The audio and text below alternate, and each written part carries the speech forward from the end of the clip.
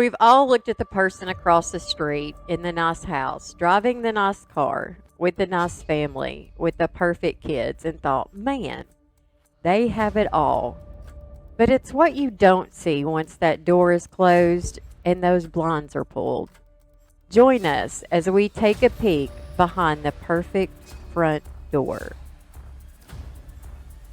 Please note that the content of this recording may contain graphic material, including torture, and explicit language may be used. The opinions are of my own and may be offensive to some listeners. They are my opinions. Everyone has them, and if you do not agree, then ignore them like an adult and move on. Listener discretion is strongly advised.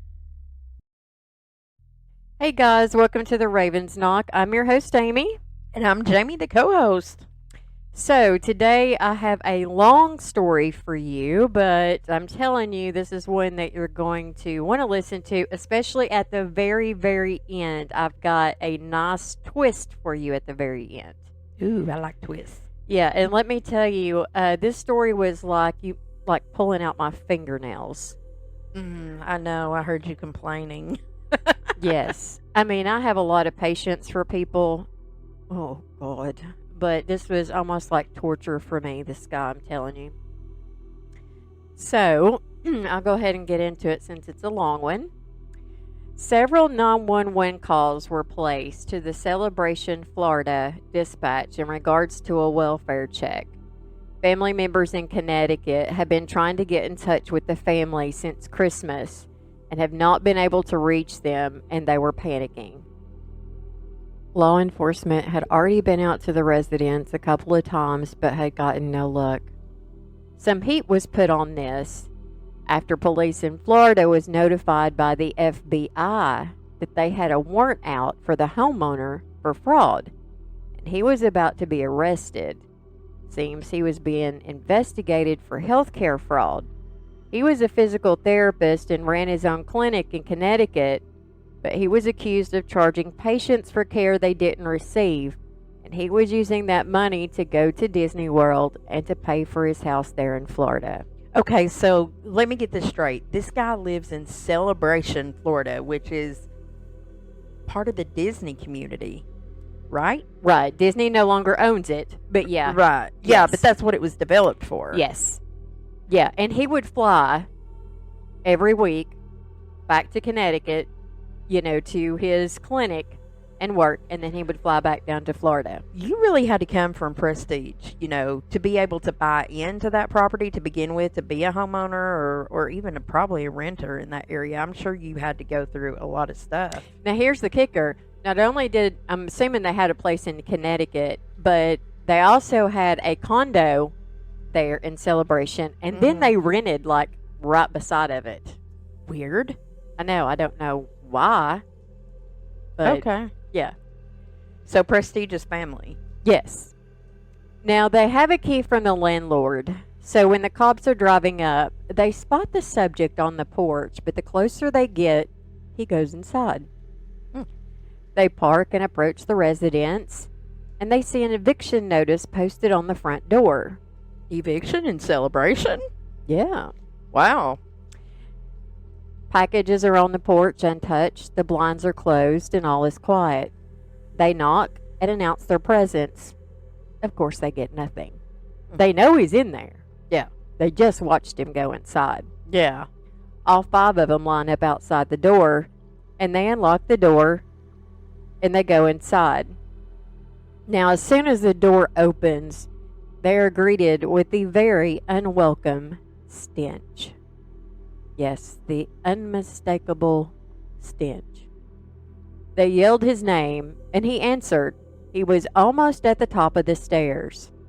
As some of the officers were clearing the first floor, they asked where Megan and the kids were. He stated that the kids were at a sleepover, and Megan was upstairs asleep, and he even shouted her name.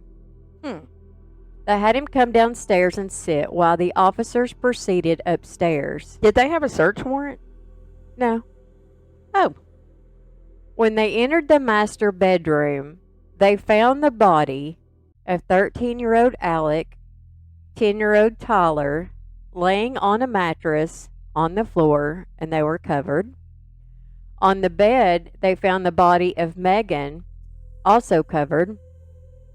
All three bodies were badly decomposed. They were informed that there were 2 adults and 3 children in this house. So where was the other child? They began searching the rest of the house, but they couldn't find her. So they went back to the master bedroom and they began removing piles of blankets that were laying at the foot of the bed. And then they discovered 4-year-old Zoe. She was also badly decomposed. They were all very discolored and some flesh had begun to fall off. That tells you how long they'd been there. Oh my God. Now, Anthony was downstairs. He was shaking. He was not really coherent. He seemed to be somewhat out of it. The medical examiner stated that the decomposition of the bodies hindered her examination. Now, Zoe was the most decomposed, and this was due because she was so covered up, which held in most of the heat. Yeah. Zoe was 3 foot 4 inches tall and weighed 30 pounds. She had no evidence of any outside injuries.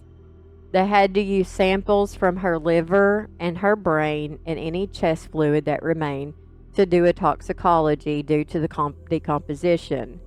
She didn't have any blood left. Her cause of death was ruled as homicidal violence by unspecified means in association with diphenhydramine toxicity. Manner of death is homicide. Basically, that is a Benadryl overdose. Now, she could not rule out smothering. Mm-hmm. But because of the decomposition, when somebody is strangled or smothered, they have what is called petechia, which is little tiny red dots, and it's usually in the whites of the eyes. Yeah. Or like around in the skin. Where it like breaks blood vessels? Yes. Okay. But because of the decomposition, you can see that. Uh-huh.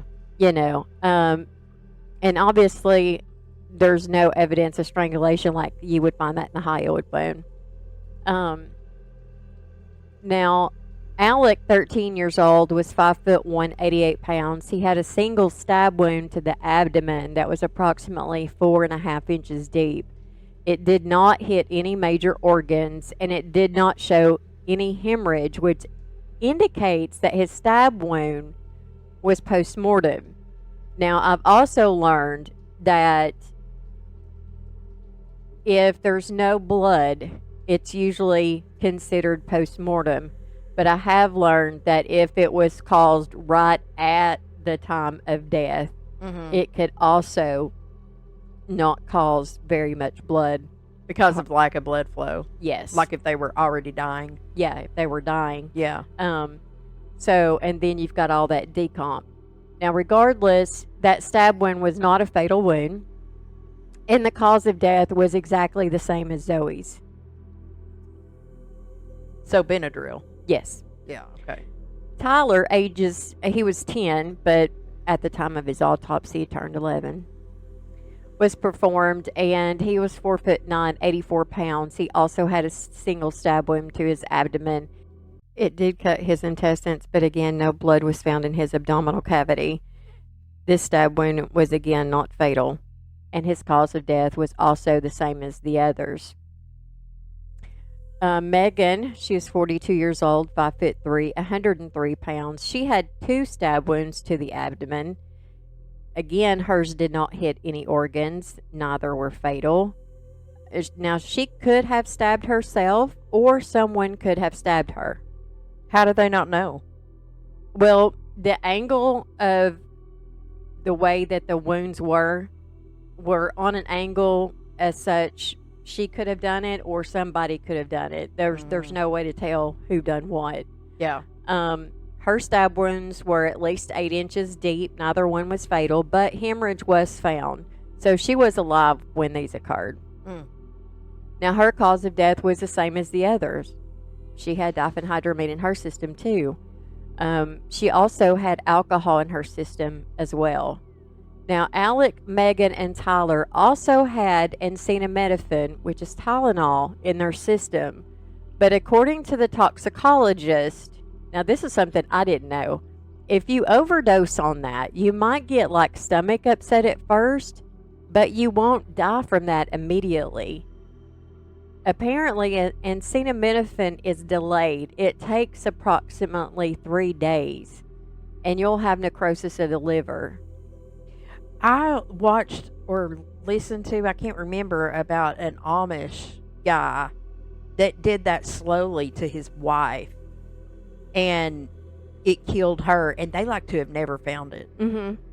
Like to have never found it. Yeah, it causes necrosis of the liver, and of course, this was not found in any of them. Also, in Megan, the medical examiner stated that her heart, liver, and lungs were also normal. There were no defects, so keep that in your back pocket. Mm-hmm. Now, the police did not test any pillows for saliva to kind of help prove smothering.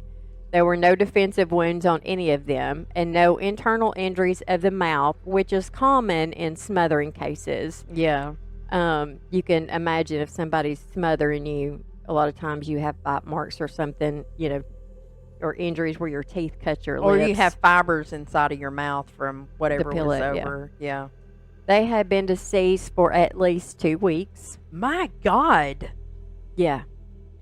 God, can you imagine the stench? That stank up in there. Yeah, just wait. They were unable to get a DNA profile from Zoe, just a partial. Swabs from the green knife tested positive for blood and DNA. The handle had a mixture of more than 3 donors, which was Anthony, Tyler, Alex, Zoe, and Megan. On the blade, it was just Anthony. Fingernail clippings, the only thing that were found, was on Zoe's right hand, and it had male DNA, but not enough to say whose. Now, the toxicology stated that diphenhydramine was in all their systems in large amounts, and acetaminophen was in Megan, Tyler, and Alex's system. But the toxicology would state that it is impossible to say the sole cause of death was the diphenhydramine, because decomposition messes with the levels. It can cause an increase or a decrease. But he stated that those levels would cause a person to either be sleepy, incoherent, or possibly in a coma. But he did agree with the medical examiner's findings. He just couldn't outright scientifically say that. But it was remarkable and significant. Which is important. Yes. Yeah. The vet did an autopsy because he also killed the dog. Are you kidding me? No. The family dog? Yes. Now, some people call this a necropsy, if I said that right. But it's basically an autopsy of the dog. And they found no natural causes as to why the dog would have passed, but stated it was impossible to determine if the dog had been smothered. The dog was also badly decomposed. Apparently, they didn't do a tox screen on the dog.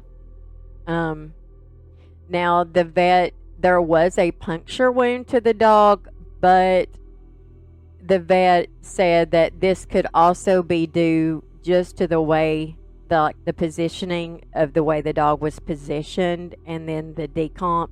Yeah, he said the pressure spot. Yes, he said as he was actually doing the autopsy, he was just falling apart. I would have hated to been that guy. Can you imagine having to do the autopsy on all those? That gives me the huts. You in the huts. It's not funny. It's not laughing at the dog. No, it's not. But you just got to there's a backstory with the huts and her job, so that's why we're laughing, because you just got to know that backstory. My day job involves the nursing field, and she gets a hut. She's in the wrong field. No, I don't actually get them a lot, just occasionally, depending. Yeah, I think I actually would have got them on that. Yeah. See, the one time. But the toxicologist said that Benadryl overdoses are a lot more common than you think. Now, in Anthony's interview with police in the interrogation room, now this is when this first started. I seen him in the interrogation room. I couldn't really see his face that much. I could just hear his voice. he states that Megan's health had been failing and she had begun to watch videos on the afterlife, and she presented them to him, and the more he watched, the more he understood that there is more to life out there. There's a higher world of consciousness. They started doing a lot of researching and finding out more about the apocalyptic end of the world, and that the family would end up being separated and enslaved. And to avoid this, it's better if you all go together, as in die together. Since his wife had been chronically ill for a while, this really appealed to her, and it appealed to him as well because she wouldn't be in any more pain. And the family wouldn't be separated. There'd be no more sorrow, no more heartbreak, no more anything but salvation and everlasting life. Wow. Yeah, Extremist? you could say that. Yeah. So they continued to research, read, and meditate. Now, this started in April. I read she was a yoga instructor or Mhm. something. Okay, that makes sense. She was then. also a physical therapist. Yeah. So they continued to research, read, meditate, and decided that that was what they needed to do. They sat down and talked with the boys about death and what would happen if they died, and how they would feel if one of them died versus all of them dying together. Now, is this his tale? Yeah, this is his. Okay, well, I'm sitting on mine, so. Yeah. But anyway.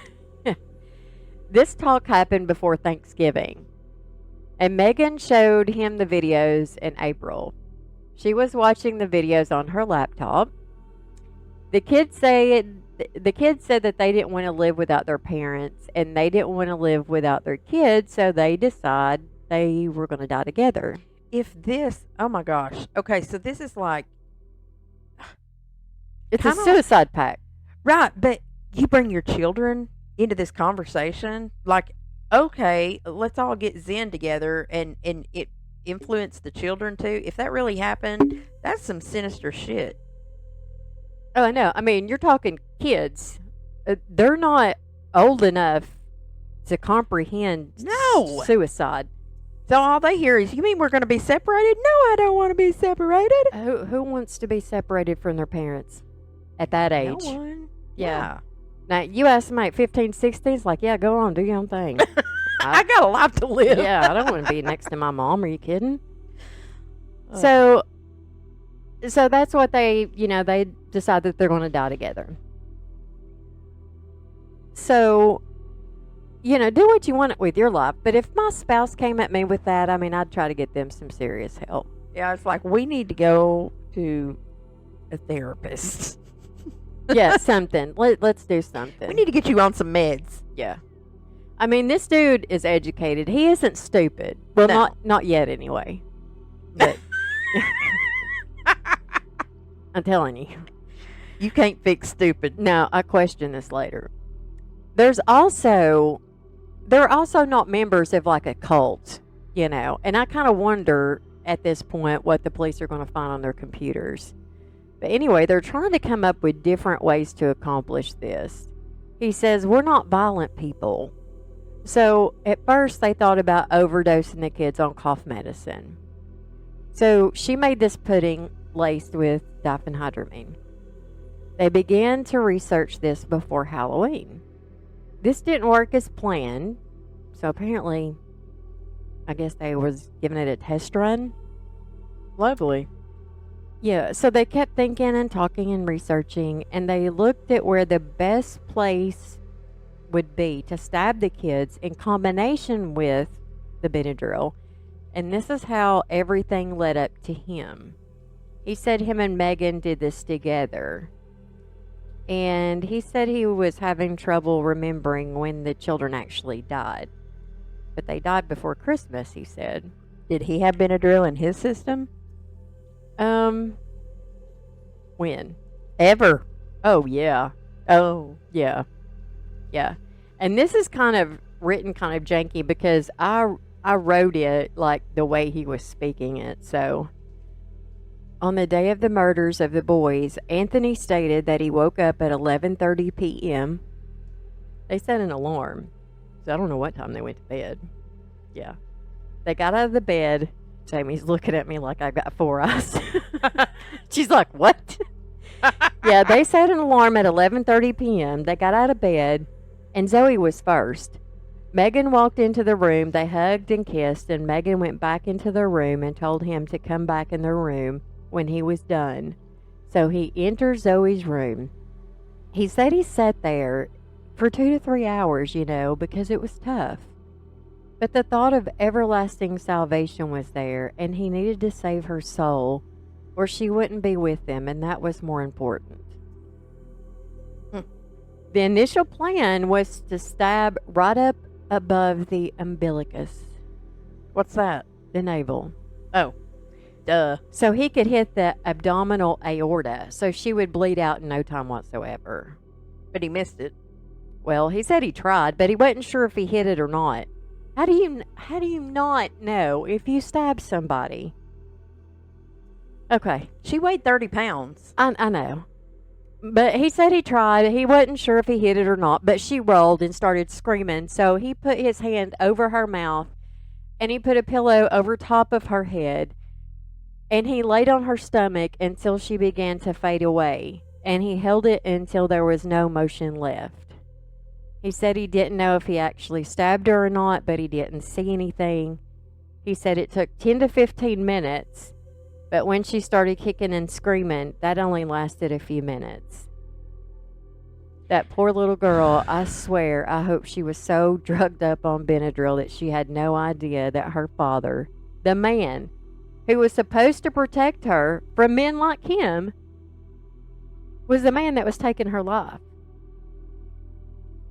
That poor little girl. I really hope that her response was like the body's natural response and she was just out of it. God bless little Zoe. I know. I mean, because you know how the body has a natural response to fight. I mean, yeah, it's fight or flight. You can want to commit suicide all day long and go to hang yourself, but still, your body's gonna fight. Mm-hmm. Yeah. So I'm just believing that's what it was. That's probably best. Yeah. Now he's telling officers this, like immediately, like me and you were talking, like what we're planning to do next week. Like I show more emotion with me telling you what I wanted to eat. Yeah, like when we decided on catfish today, we're like, yeah. Yeah, like we had more emotion in that conversation than he is this. Wow. Yeah, he flat. Nothing.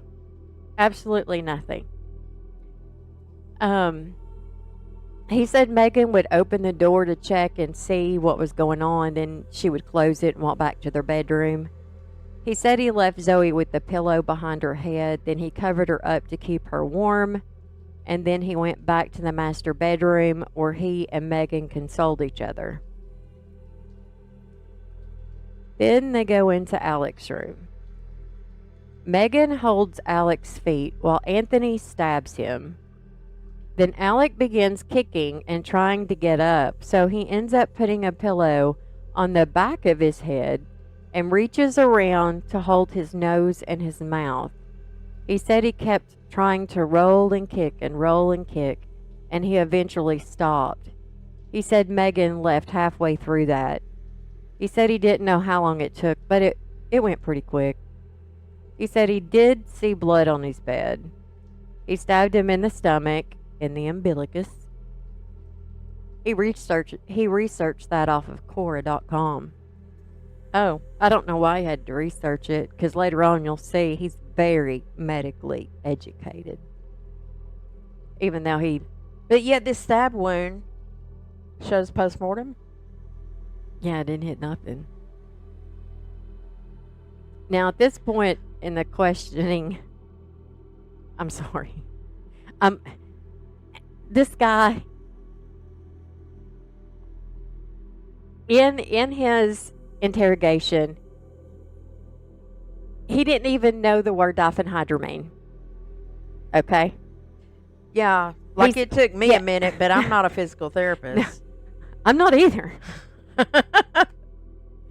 I mean, the only medical training I've had is, just the EMT stuff and the CCMA stuff. I mean, that's basically it. So this guy's a physical therapist, and he was like, the cough medicine, the allergy medicine, the stuff that makes you sleep, and the cop was like, The Benadryl? didn't you go to medical school? And he was like, yeah, but physical therapy, not the chemical side of it. Yeah. And I was Toxicology like, and diphenhydramine? But here's the kicker. Later on the stand, he gets so offended when the prosecutor calls him out for, that's not his training when he tries to interpret this EKG, and he gets pissed. Oh, And poor guy's ego got squashed. Yeah, and he rolls his chair around and he looks at the judge like, and then, the defense says, well, can you tell us your medical training? He was like, I appreciate the fact that you asked me that. And so he goes and rolls off all his stuff. Oh, he really likes to go on about himself then. Oh, yeah. And then he explains that he has extensive medical knowledge, but didn't know a diphenhydramine. And he couldn't seem to hit the artery he went for. Oh, I know. And he had to research it off Quora.com. The average citizen usually knows that if you get stabbed in the abdominal area, it's not a fast death. If you want It's to fast one of the most agonizing. let me tell you, if I was going to really commit suicide by stabbing myself, I would either stab myself in the heart, but really before I done my heart, I would go for my neck. Your jugular, because that means Yes. that stitch is going to bleed like crazy. Like, how many places can you miss? Like, Right. I can miss several places in my heart because I know about where it's at, but not but my neck. I mean, come on, my neck's only so big. Yeah. All right. Here we are off on a tangent. We ain't even nowhere near through this. So, yeah, I've given some of this away already. Sorry. So, anyway, at this point, before I know anything else, I was giving him the benefit of doubt. And I was trying my best here. But then he blows it. Now, he's still in this, interrogation. Next, he states that Tyler was downstairs sleeping in the library. Why is he sleeping downstairs in the library, you ask?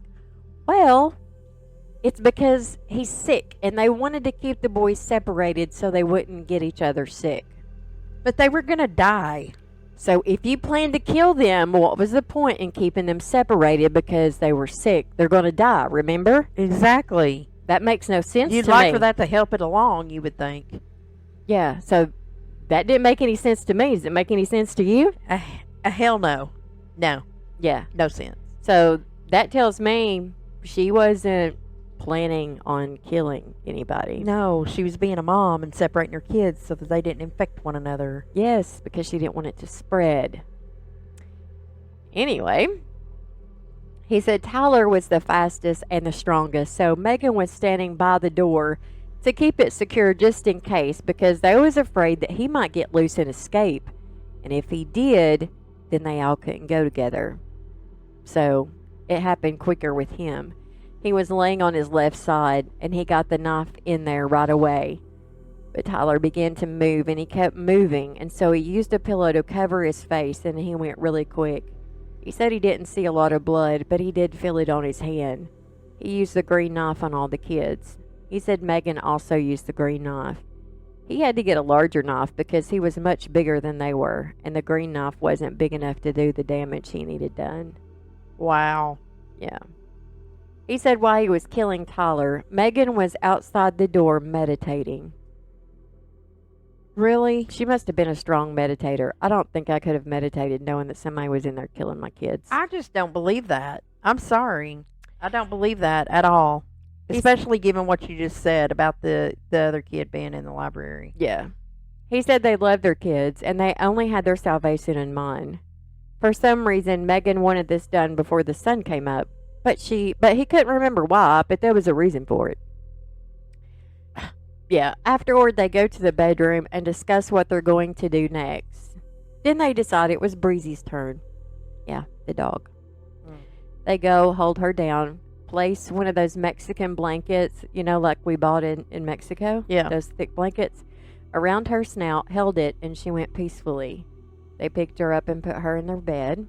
Megan said she wanted to be next and be done, so she decided to have some wine as she was deciding on how she was going to go. She decided on Tylenol PM and some Benadryl along with the wine.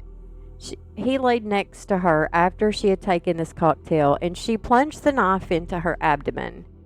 He asked her if she hit the spot. She said yeah, she felt it, so they lay there for 45 minutes, but she's still alive. He said it's supposed to take 10 minutes. No, it doesn't. If you hit the inferior vena cava, or if you hit the umbilicus, that's what you're wanting to hit. Mm-hmm. Neither one of them is going to take 10 minutes. You're going to bleed out in 3 or 4 minutes. Those are major arteries. Yes. Anyway, but I'm not a physical therapist. She then asked for some liquid Benadryl, thinking that it would make it quicker. She drinks another bottle. He comes and goes, and at one point, he thought she was gone. But nope, she sits straight up. She drinks more Benadryl. And then she stabs herself in the liver this time. Again, I don't know why they didn't decide on the neck or the heart. He said she took both hands and pushed the knife in as far as it would go. He said this time he heard a little click, like it went through something. She pulled the knife out and laid it beside her, and he laid there with her and held her, and they waited. He got up and went to check on the kids to make sure they were okay. Wow. What? You mean you got up to make sure that they were dead and one didn't get out and get help? No shit. He done killed all the kids. She was last. I know. He comes back. She's still not dead. She's sitting at the edge of the bed. Then she gets up and gets a towel, rinses it, and starts to clean up. She says, "This is ridiculous. This is taking way too long. This has got to be done now." And he says, "Well, how do you want it done?" She said, "I want you to put a pillow over my head." And he says, "Honey, I don't think I can do that." "Really? You just did it 3 times. And to the dog. And to your kids." She said, "If you really love me, you'll do it. You're a strong man. I bet she did. You can do it." And he says, "Okay." Oh. That was easy. That didn't take much convincing. This is not funny, but the atrocity, the audacity of this guy, of this being his testimony. Yeah, now he's wanting the jury to believe this. I bet he is. Why? What did he say? What does he think he's going to get less of? Trying to get out of the death penalty? The goal? The whole goal for the whole family to die together. Now he wants to live? I don't know. I don't know what he's thinking. It makes 0 sense. He's such a narcissist. You think? Oh my God. So he told her to drink more Benadryl so she wouldn't fight him and he would do it. So she did. 15 minutes later, he said, "You still want me to do it?" Oh, he's getting excited about it now. She said, "Yep." So he did. He said, all total, they had 2 boxes of Benadryl, 2 family-sized bottles of Benadryl, and 2 Tylenol PM. That don't add up either.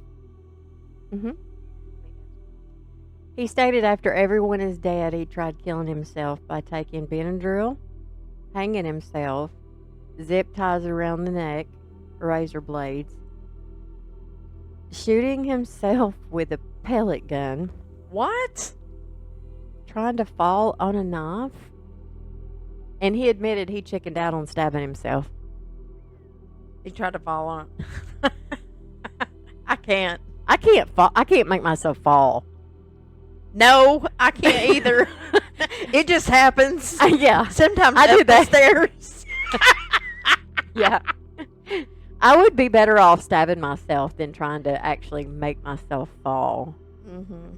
But he said the first day he laid in the bed with Megan, The second day, he placed Zoe in the bed with Megan at the foot of the bed and put rosary beads in her hands and covered her up to keep her warm.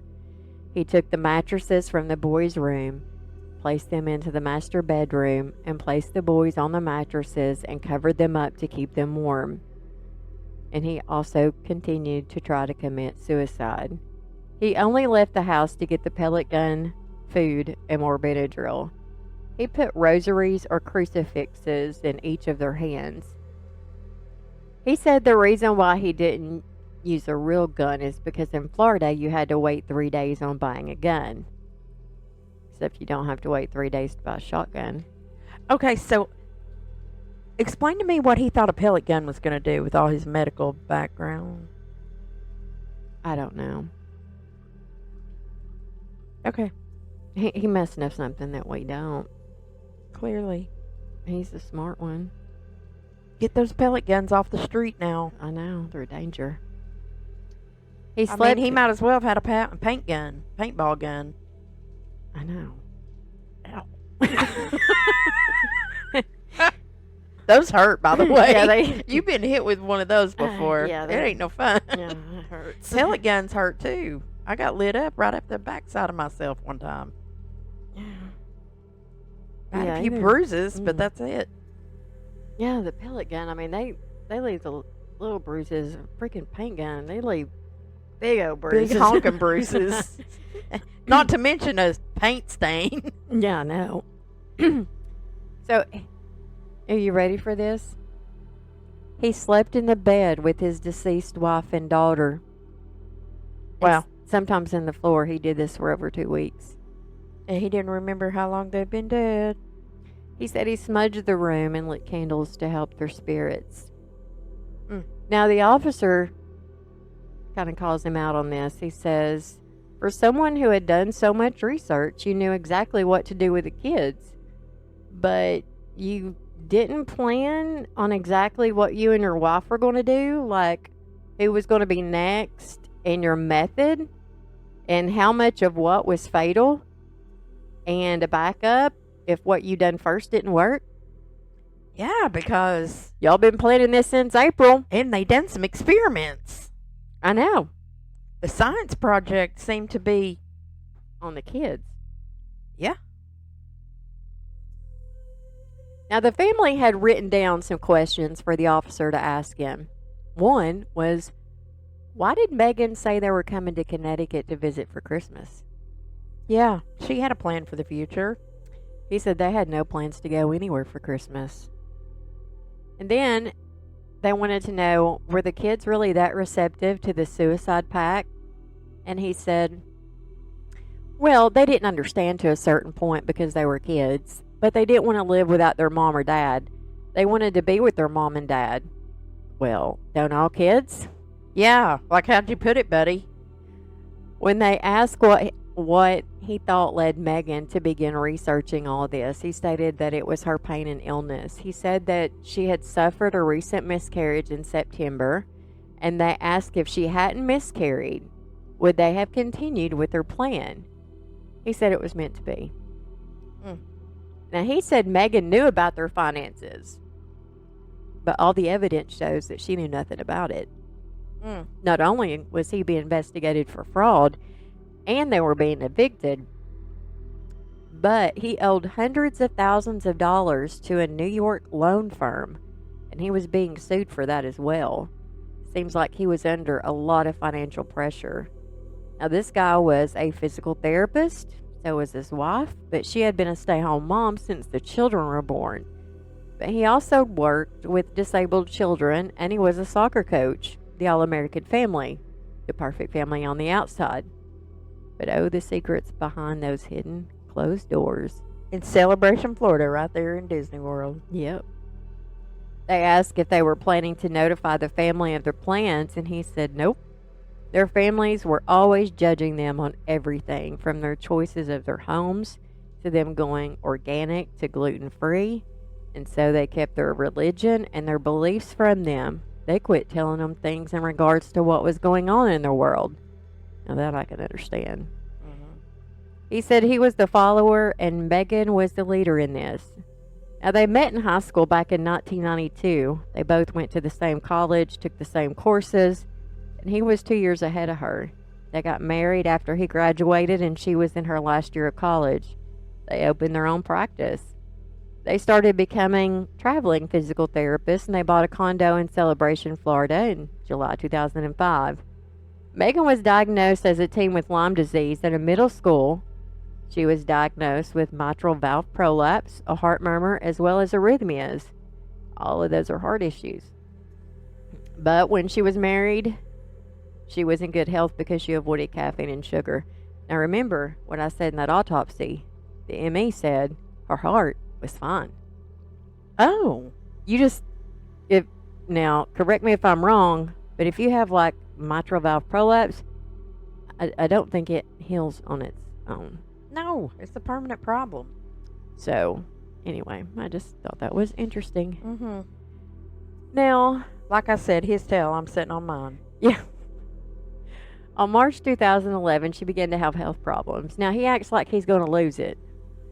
This is what kills me. He acts like he's going to lose it. He blinks his eyes, squints his face, sniffs, but there's no tears. I mean, he looks so fake, just so you know. Oh, guys, it was pissing her off. Oh, God. I mean, it's so fake. I was sitting here when she's watching him on the stand, and she's like, oh, she's mad. At a theme park, she got bit by a bug that was black and had 6 legs with a red mark on its back that reminded her of Texas. That kind of sounds like a spider, don't it, to you? Mm-hmm. But it's a bug. Mm-hmm. He sniffs and apologizes. This bite turned into a giant pustule. Did I say that right? I don't know. So they went back to the hotel. He said later that this is when she had the first miscarriage. His voice shakes and he sniffs many times. As he says, after many trips to the hospital and many trips to the ER and cardiac critical care units, she was diagnosed with a multitude of diagnoses. Tonsillitis. Really? Yeah. That gave her drug-induced hepatitis, which made her liver inflamed. What does all this have to do with why? I don't That know. she's dead. I don't know. I don't know what all that's got to do with cardiac critical care. Either. Exactly. She said that she was a yoga teacher and she went from being a very strong woman to barely 90 pounds. Her heart was going crazy, and at rest it was 190 beats per minute. When he began talking about her EKG, the prosecution stopped him and objected, stating education and narrative. And he swung his chair around and gave a look to the judge, and the judge agreed with her. And the defense lawyer said, "Sir, can you state the medical training you've had?" And he said, "I really appreciate you asking me that question." And very fast, he said, "I've had 20 years of medical experience working in the hospital, case review of charts, home care, operating with a nurse at a house. But I was opening cases on my own, which means I received medical records from the hospital and from the doctors themselves to be interpreted and to be reviewed and deciphered so I can properly give the appropriated care within medical limits to that patient." Is that so? He then gives the prosecutor the stink eye.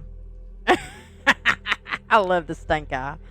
Then he softens with a pouty face and says that him and his wife were best friends. He would still get butterflies after 20 years of marriage. She had the 2 boys before she got sick, and sometimes she could do anything to barely walking up the stairs. And due to her illness, she was introduced to Hinduism and shied away from the Catholic religion and began holistic treatment of her medical issues.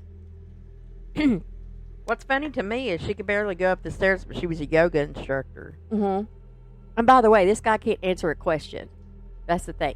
He can't answer a question. He goes on, and like the prosecution has to object his testimony, like to shut him up. I'm going to have to watch this. Yeah, you are. I'm going to make you watch it. We're going to have to sit down with popcorn. No, you are. Oh, me. No, Because I'm you can't done. do it again. I'm done, yeah. So his attorney asked about this tragic event. He says yes, and he blows, closes his eyes, acts like he's going to break again, blinks several times, and says, before the birth of their firstborn, her father, he pauses. Her father, he pauses, hung himself. Her father and her were very close, and he was his best friend. He was his friend, but still no tears. When asked about the Lyme disease, he answers without getting too technical, like everyone in the courtroom is not as smart as he is. Kind of like he's got to dumb it down for us or something. Right.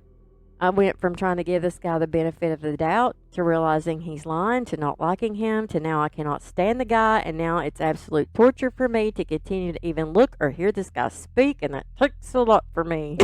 This guy is such a narcissist. Oh, by the way, this guy didn't even know the word holistic or diphenhydramine, mind you. Oh my God, his wife was all holistic, and it was a holistic belief system they were basing the whole thing off of. I forget who he was. I think it was the cops he was talking to. He was trying, and the cop said, "Holistic, yeah." I was like, oh, Jesus Christ. I don't know if I'm gonna watch it or not. I'm glad I'm not a cop. The religious meetings were conducted via Skype or by phone, and he stated they talked about how your family's past transgressions follow forward multiple generations, so each afterlife there is a reincarnation, and as they burned the family's karma in the current life, they reach a salvation in which they reincarnated to a better life.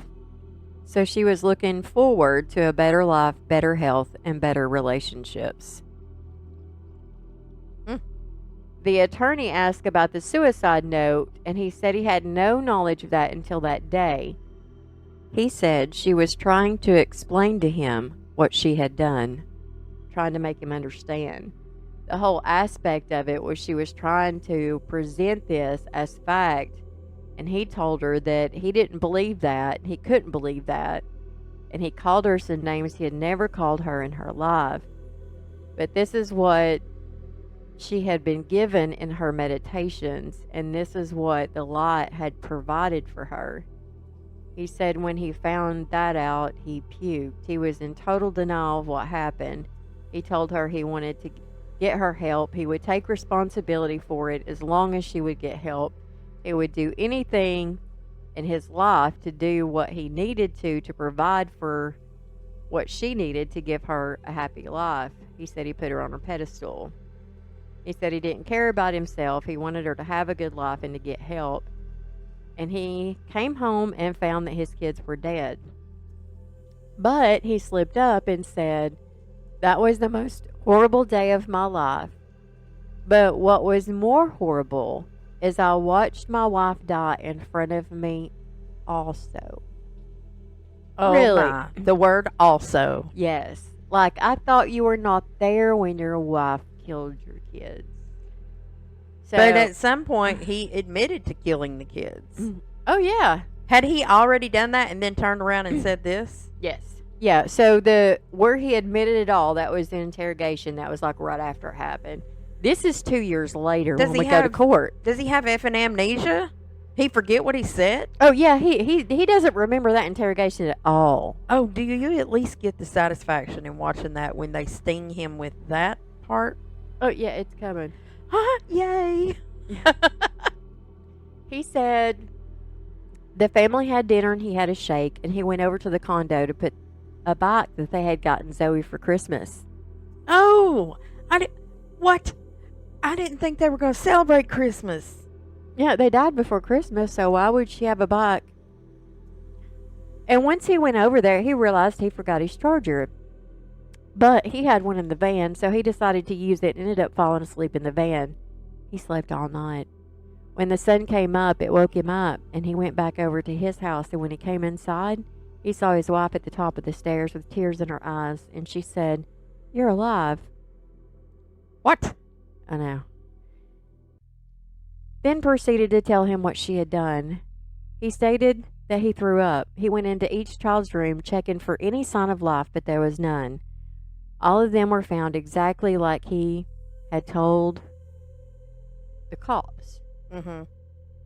But he is saying that that's the way she left him. Ah. He stated he didn't remember that confession at all.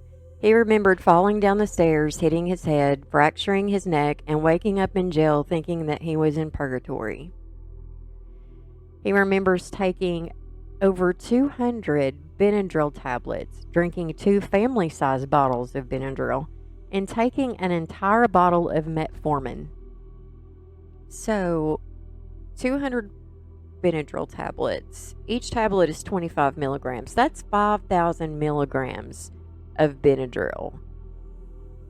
Okay, I'm not a doctor, and I'm definitely not a physical therapist, but I think that alone would probably kill you, like DEA dead.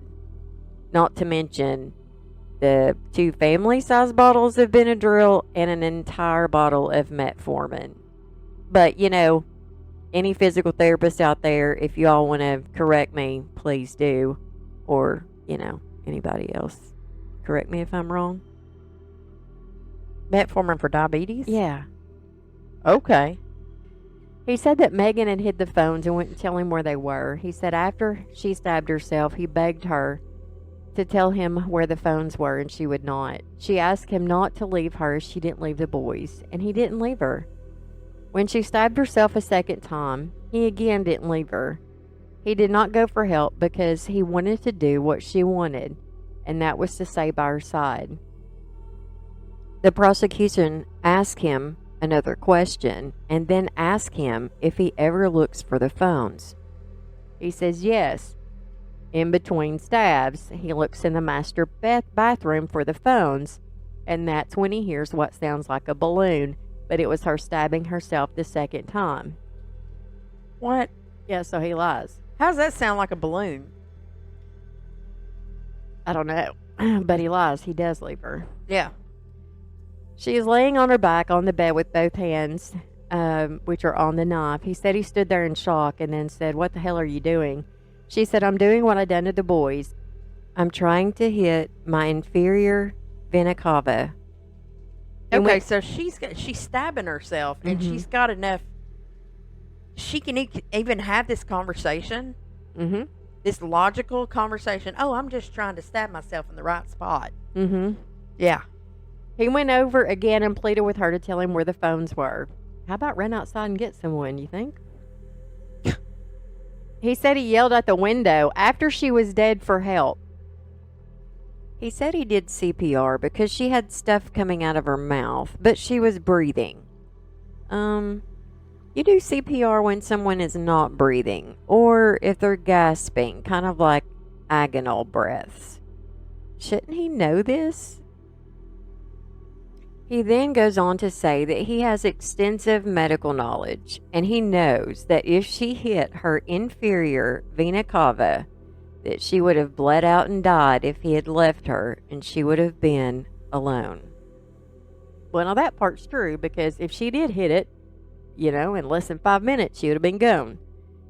And then he said that their neighbors were snowbirds. But then he turns right around and says that he yells out the window after she dies for help. How does that make sense? None of it makes sense. He's all over the place. Yeah, if they're snowbirds, that means they're not there. Because, it's December. Right. So why would No, you... they would be there. Because when it's wintertime, they come to the south. Oh, well. So why would you say they're snowbirds? What was the point in that then? That don't make sense. So after that, he goes and buys a pellet gun, Benadryl, and some food. And at some point, he states he's so drunk on Benadryl that he urinated on himself. And the suicide note was in his pocket, and so it got wet with urine. And he drank motor oil thinking it was coffee. Why was the motor oil in the house? He said he had to retype the suicide note. When asked if he was the actual author of that note, he said, "No, I just edited that note." Why? So, Why didn't he just say he retyped it? Usually, if you edit something, don't you change something? Obviously. Mm-hmm. We edit all the time. Yes. They died on the 18th of December. He was in the house and slept in the same bed, or was in the same room with their bodies for over 2 weeks. Now, he was found guilty on 4 accounts of first-degree murder and was sentenced to 4 life sentences without the possibility of parole, all to be served consecutively.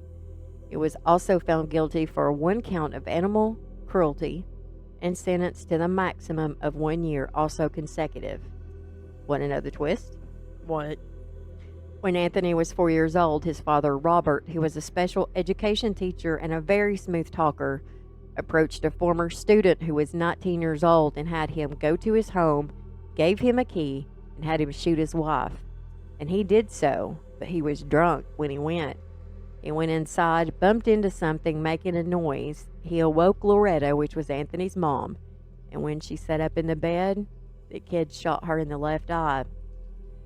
She survived without a left eye and a bullet still lodged in her brain, but she lived. Now, she was in denial about this, but her husband was having not 1, but 2 affairs, one with a 17-year-old, and he also had a fiancée. Now, this was his dad. Yep. Well, the apple don't fall far from the tree, does it? No. He was tried and convicted. Loretta finally saw the light, no pun intended, saw the light. and divorced him and moved with the kids and eventually remarried. Then, years later, this happens. And do you want your hair to stand up? The judge remembers this case and said that the name Tod in German means death. Ooh. Wow. So that, my friends, is the disgusting story of Anthony Tote. Death. I don't even want to say his name. And that wraps up this episode. If you liked what you hear, please like and subscribe. Don't forget to invite all your friends. We are on all platforms. This has been a Southern Sass production. And until next time, you guys, y'all be safe and avoid rest stops. Yes.